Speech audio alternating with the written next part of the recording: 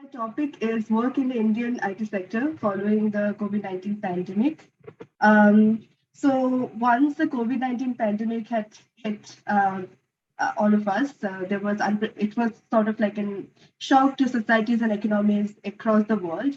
As lockdown measures entered force to curb the virus, work was shifted to home wherever it was possible from 2020 March onwards. So although initially it was designed to maintain social distancing, it is argued that such a shift might have long-term impacts in the way work is organized, especially in the IT sector in India. Because although, like for example, schools have reopened, colleges have reopened, everything has gone back to normalcy, but it is only this sector which is still experimenting with new forms of work arrangement.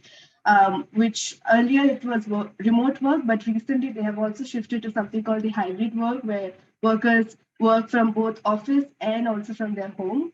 So it is seen more like a key moment from the management perspective to identify the areas of restructuring and cost optimization in production. The things that concerns them is productivity, efficiency, management control, and it is being sold to workers as in like remote work gives more flexibility of workers, which whether or not it's true we'll see in a while. But then there are also concerns related to the extension of the 8-hour workday as a result of it. There are further concerns of surveillance and impact on the family life, some things we have already discussed today. As the number of workers employed in the IT sector in India is huge, and there is also an overwhelming representation of the youth, it becomes imperative we try and engage with the questions of these employees. In this paper, we try to understand the conditions of work and perspective of workers working remotely within the experimental hybrid model, and also those working from office. So this is the structure of the paper. I'll just skip this. So globalization and transnationalization of production has been significant in restructuring global capitalism in the past couple of decades. Digitization in production and distribution is now seen as this new wave of industrial revolution and the path towards future of new markets, businesses, and future of work. Development of information and communication technology, artificial intelligence, robotization are seen as characterized. These are the things that characterize the contemporary regime of accumulation. Restructuring in the ways work is organized is also something which we see something which is significant, changing in the contemporary world. So there is now the creation of virtual laborers who are self-employed workers are taking up jobs under different platforms. So this although gig work has existed before, but then this new forms of platform economy is built on the neoliberal structures, the excellent neoliberal structures changes built on the ravages of the decades of deteriorating conditions of labor rights, which are embedded in the underlying motives of de-skilling jobs, eroding unions, and protection of workers. In case of skilled workers, however, it is likely to blur the lines between work time and time for leisure. With less control over the pace of work, the intensity of work. In India, in the Indian IT sector, the information capitalism has been a class project, which has resulted in increasing reification and commodification of knowledge. So the 2000s mark, the mid-2000s mark the beginning of the distinctive phase dubbed as the internet age. There was a general wave of deregulation and free trade, which was followed by the strengthening of neoliberal regime, which went on offensive against the trade unions, thereby pushing towards greater privatization and weakening of worker rights. Meanwhile, the information technology, which were introduced in the earlier phase, also reached a critical mass, becoming cheaper and more widespread. So basically, after the structural changes in the Indian economy in the 1990s, and also the setting up of the International Telecommunication Union, there was greater push towards outsourcing of IT services from India. So in this regard, special economic zones, software technology parks were all set up as part of the IT revolution in India. The IT sector in India currently accounts for 55% of the global outsourcing market. The IT and BPM revenue was estimated at $191 billion for the financial year 2020. Outsourcing has been made possible in India with the setting up of this software export zones and the implementation of new computer policies. This has been something which has been at the works from the 1980s onwards. All this development significantly reduced the import tariffs and emphasis on software development and its export.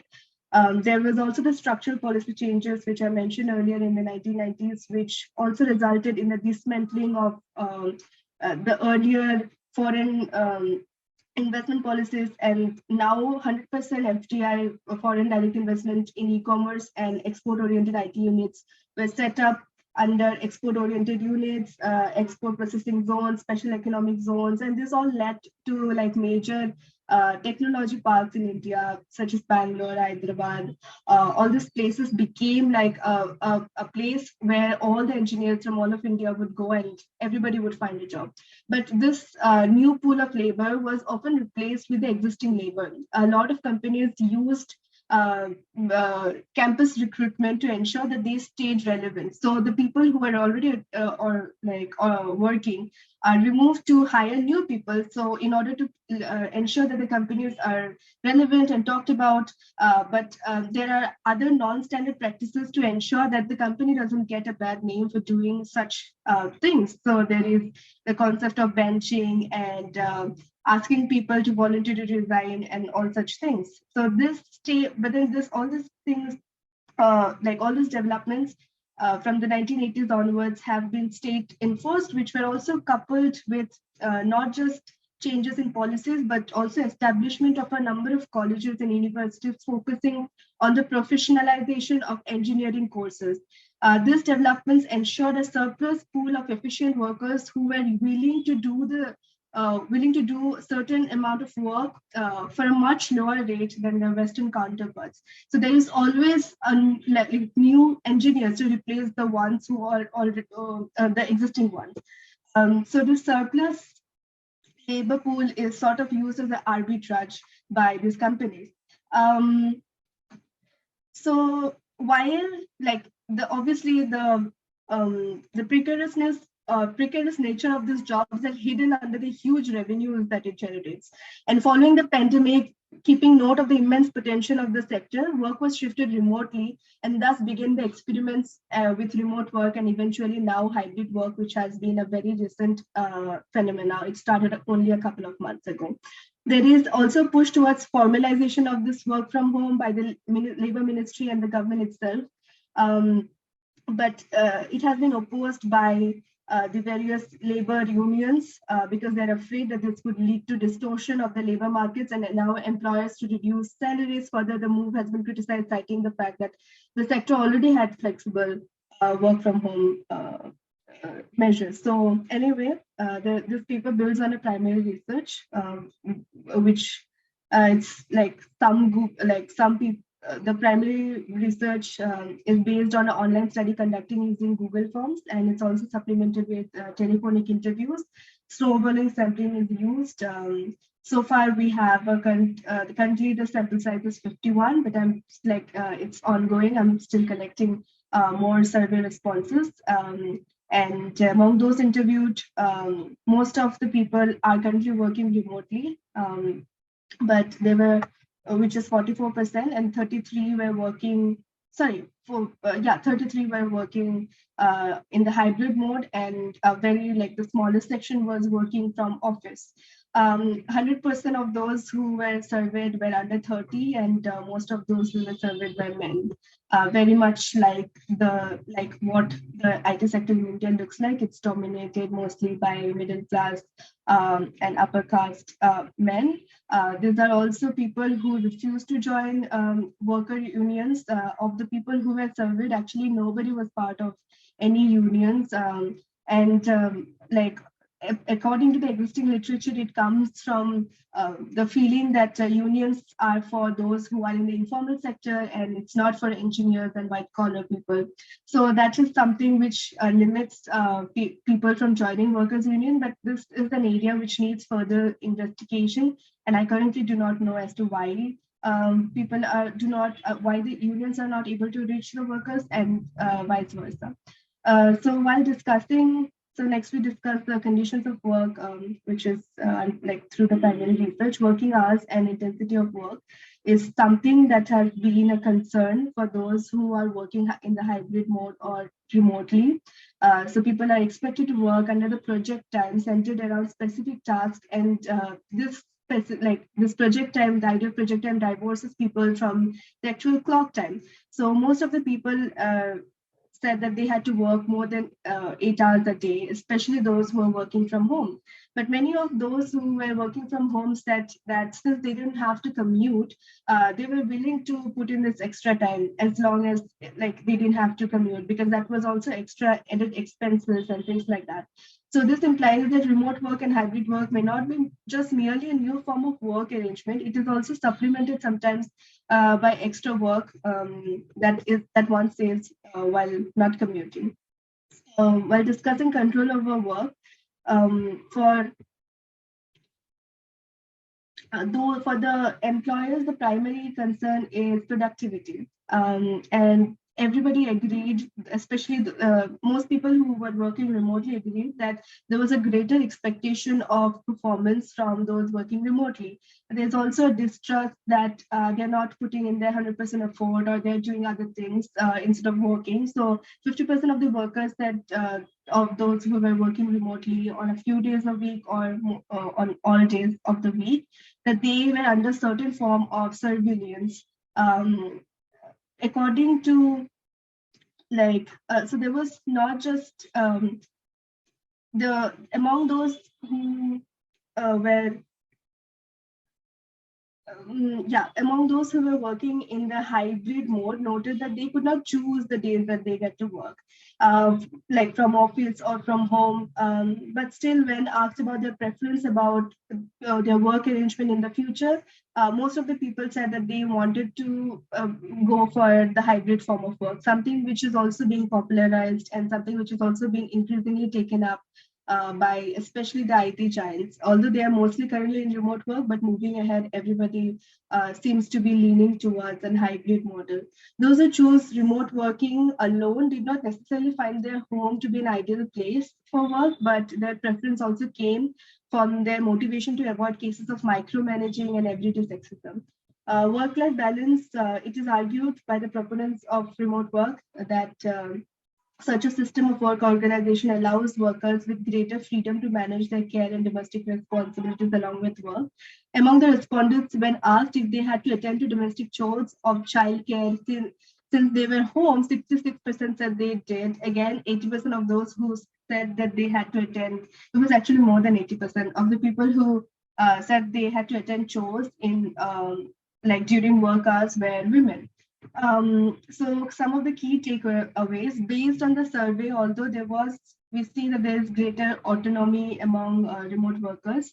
They can work, like they can probably join 10 minutes, 15 minutes, half an hour late than how things would have worked if they were working from office. But then the set targets have to be met. Therefore, despite the flexibility of not like wearing whatever you want and taking your own time in doing the things, the task had to be done. So there was despite the flexibility, remote work led to irregular schedules, longer hours, and more intensity of work. While those working remotely have advantages such as the absence of daily travel, several employers expect that time to be saved and compensated. And there was also a greater threat of reduction of salaries and delayed promotion, something that a lot of respondents had considered. There is greater expectation from employees to be available at shorter notices and deliver faster, even at odd hours. These expectations led to more significant issues of remote working, the blurring lines between time for work and time away from work. The work-life balance, which is difficult to ensure otherwise, is also faced with greater challenges while working from home, as there are both interruptions while working, such as chores, care responsibilities, etc., and interruptions when away from work as well, like work-related calls, mails at odd hours. There is a greater interest in experimenting with the remote work organization. The shift, which was meant to be temporary, has been there is a greater emphasis in designing it in a more sophisticated manner. And such developments can be understood from the interest of the employers and also the state themselves. So in this regard, we see that the labor unions have asserted their opposition to working from home provisions, which they are afraid would lead to the distortion of labor markets, allow employers to reduce salaries, impose surveillance. However, labor laws which will guide hybrid work or even expectations from hybrid workers is also blurry, along with the remote work, like what laws apply to remote workers or hybrid workers. These are things that like it's not defined, and there are no certain rules as to how this can be imposed and what should be the expectations from the workers. The ones who already started working are also themselves confused. Sorry, I'm not sure whether you see me. Yeah, I can see you. You can see me. Okay, maybe just a couple of concluding remarks, because we're now well over time. Okay. Thank you. This is my last slide.